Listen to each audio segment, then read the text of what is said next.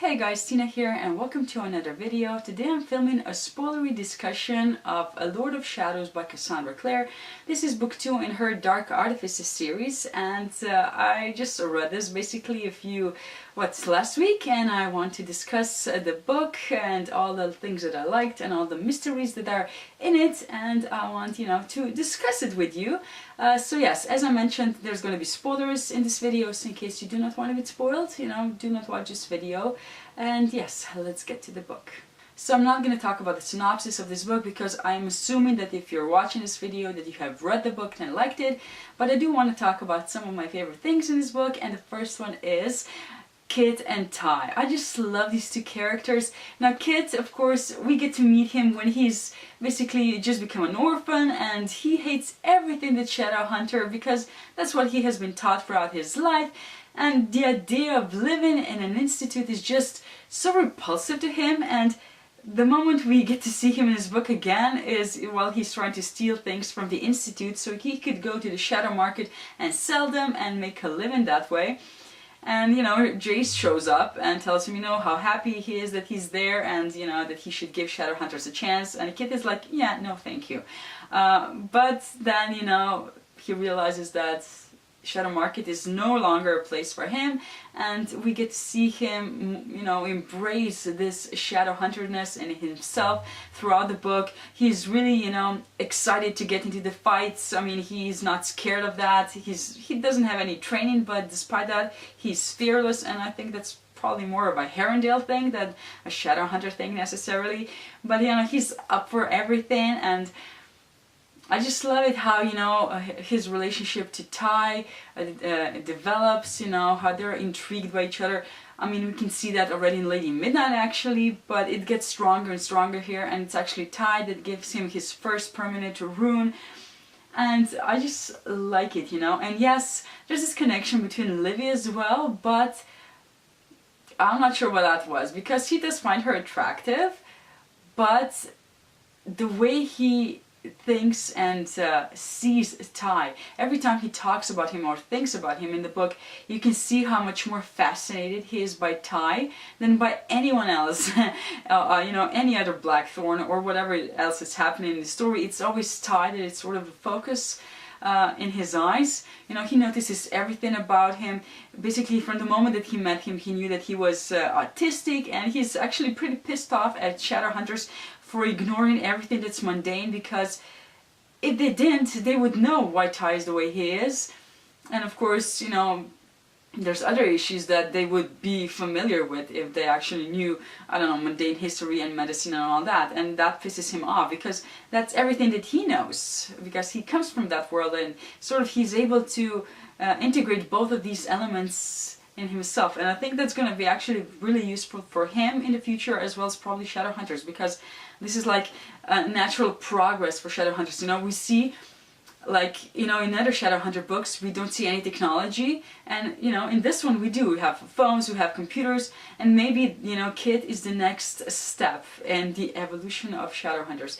I don't know, but anyways, I just really like Ty and Kit, as I mentioned. Cassandra Clare said that neither of them is straight, which doesn't mean that they're necessarily going to get together, although that is a possibility. I mean, there is something there, I'm not sure what, but we shall see. And I'm really happy that her last series in the Shadowhunter world, which is called The Wicked Powers, it's going to be focused around them. They're going to be the main protagonists. And yes, we have to wait forever for those books to start coming out, because, well, she's writing this series and she also has to put out The Last Hours. So it's going to be a while, but I'm really intrigued already by those books, and yes, it's going to be a wait, as I said. Now we also have this hexagon of a romance between the characters in this book. There's, Emma and Julian and Mark and Christina and Kieran and Diego. At some point it's really sort of messy, and naturally some of those people just fall away. And we have basically Emma and Mark at the beginning of this book pretending that they're dating, and it's all really funny because, well, Mark is really a bad actor. I mean, he gives her this fish and basically kills her, and kills it in the next instance. And then we have him when they break up, you know, he doesn't show proper emotions, and Julian is, what's going on here? And, you know, then Mark, when he sees Julian, that he's watching him, and, you know, he sort of makes this scene and everything. He's just hilarious, and I actually like Emma and Mark together more than I thought I would, because at the at the end of Lady Midnight, I really hated that. Like, no, come on, we're gonna go that way. But it turns out that they're really great friends, and they do talk a lot, and they really understand each other, so I actually didn't mind it as much as I thought I would. And of course, there in the end, you know, everything sort of comes out, and people start telling each other the truth. Like, you know, Mark realizes what's going on with Emma and Julian, and Emma and Julian talk and try to sort of figure out how they should solve their situation, and that's not necessarily gonna happen now, since, you know, Robert Lightfoot at the end died. But we shall see. There's another option, naturally, that was proposed by the Silly Queen, and it's somewhat problematic, because of course that would mean that if they use the black volume to actually break the parabatai bonds, that would break all parabatai bonds, not just theirs, and it actually would impact even the future ones, because there would no longer be any parabatai bond, which is problematic. Although I have to say that Julian was surprisingly willing to, I think, go through that, and if Emma hadn't stopped him, I think he would be all for that. And now that Robert Lightfoot is dead, I think that he might actually pursue that despite that. So Julian, we see in this book a lot of his darker side. He's quite a manipulator. He does lie a lot and sort of, you know, plots and keeps things to himself. So he's, you know, not just like perfect or anything. He does have a darker side, and, you know, he sort of needs it, I guess, sometimes to, you know, raise his children and all that. It was needed. But yeah, so we get to see a lot more of that. And actually, one question that I have, because there's a lot of talk about the parabatai curse in this book, but twice it was mentioned as parabatai bond, and it's actually the Silly Queen that first says, you know, parabatai bond, and Julian corrects her, you mean the parabatai curse? And she says yes. So is that actually one and the same, or are there two different things? Because I find it that Cassandra Clare doesn't, you know, write things and doesn't put things in her books that are not relevant. So I'm wondering, what do you think, guys? I mean, is that one and the same, or could there be a difference between those two? Because I think that parabatai curse is actually only involves those parabatai that are in love, and parabatai bond involves, as I just said, you know, all the parabatai bonds. So I think that there might be a difference. I don't know, there's just something that I feel like it's important. Anyways, and then we have the other group of lovelorn shadow hunters, and of course you have Mark, Christina, and, well, Perfect Diego just sort of drops because he's, well, a little shit, and doesn't tell Christina that he's engaged to this vicious bitch. And of course Karen shows up again, and there's a bit of a mess because they need Karen, and he doesn't remember what he actually did, so he doesn't understand that he and Mark actually broke up, and there's a bit of line in there as well, although luckily it all comes out again. And I actually really liked this connection between Mark, Christina, and Karen, because, I don't know, they feel like sort of a threesome, not a triangle that much, because I think that they sort of all like each other. I mean, Christina likes Mark, but when she dances with Kieran, she sort of really likes him again. She's affected by, you know, his closeness and everything. And Mark actually, you know, he likes both of them. And Kieran, you know, doesn't mind Christina all that much. So I'm not sure how that's gonna go. But we shall see. But it would be really something new if there was actually like a threesome in a young adult book. It would be interesting. And of course, you know, if we're talking about love, we have Diana and Gwen, which was a surprising twist, because I always imagine Gwen as this older guy that was basically abusing young boys in his wild hunt. But it's not exactly like that, now is it? He's quite a charmer and a flirt. And Diana, of course, tells him that she is transgendered and that she used mundane medicine to transform herself into Diana, and she's really happy. And I really liked how he took it. It was a really positive reaction, and he was like, yeah, whatever, I don't care. And that's just great. I really like that part, because we all knew that Diana was keeping something hidden, but we didn't know what. So, you know, in Lady Midnight I thought it was something more sinister, but luckily it's not, and I really As I already mentioned in what my Lady Midnight review, Cassandra Clare just involves so much diversity in her books, and I really like that.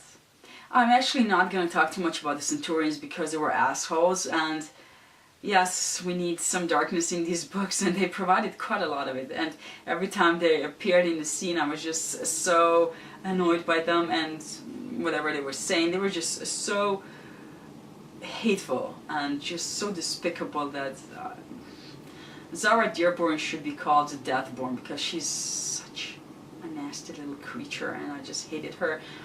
And of course we have this mystery why she is engaged to Diego, and we do realize that it's actually because of this fairy object that Rosales possess, and apparently only a Rosales can use it.